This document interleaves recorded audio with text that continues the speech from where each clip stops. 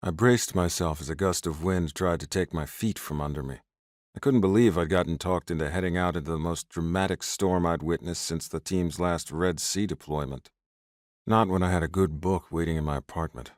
Thunder rumbled in the distance and lightning split the sky, illuminating the town in brief, eerie flashes as the rain hammered the streets of Whisper Ridge, turning them into slick, glistening rivers. I shouldn't have been going out tonight.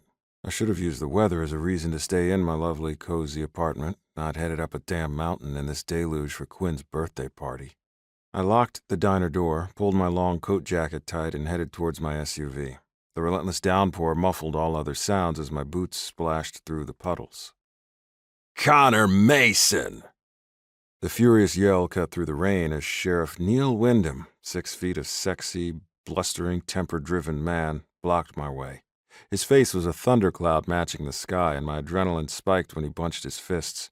I thought for a moment he was going to slam me to the ground. I'd been waiting all day for him to challenge me, but the party and the storm had derailed my concentration, and here I was caught on the back foot, in the rain, and there he was, a man filled with rage. This was a definite step up from his typical sarcastic irritation with me, straight to DEFCON 1. The kind of anger that made me brace for impact and reach for a weapon I wasn't even carrying.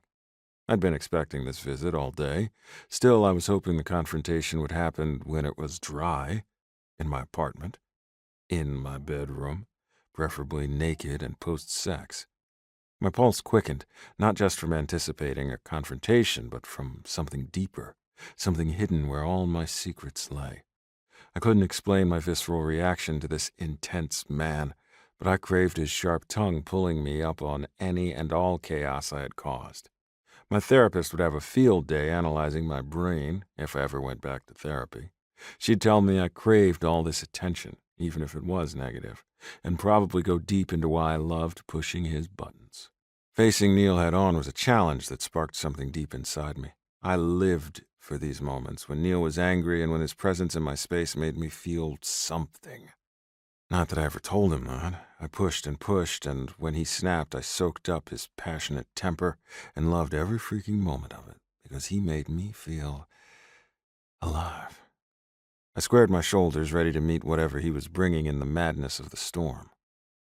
"Tell me you didn't threaten Abraham Wilde." The fury in his tone was like catnip. Rain dripped from the brim of my cap, and I pulled up the hood of my coat. Not that it helped, given it wasn't completely waterproof. "I didn't threaten Abraham Wilde." "I did." "Witnesses tell me you took his gun from him and shoved him to the ground." "He had a rifle, yeah, I disarmed him, but he was drunk and about to fall over anyway." "You took his gun and assaulted him." "He tripped," I replied, raising my voice to be heard over another rumble of thunder. "I don't have time for your shit." Neil's eyes blazed with anger, his hands clenched into fists at his sides. "You told him that if he didn't stop waving his gun, then you'd shove the gun up his ass." "Yep, that was me. Now are you mad I said that? That he tripped, or that there were witnesses?"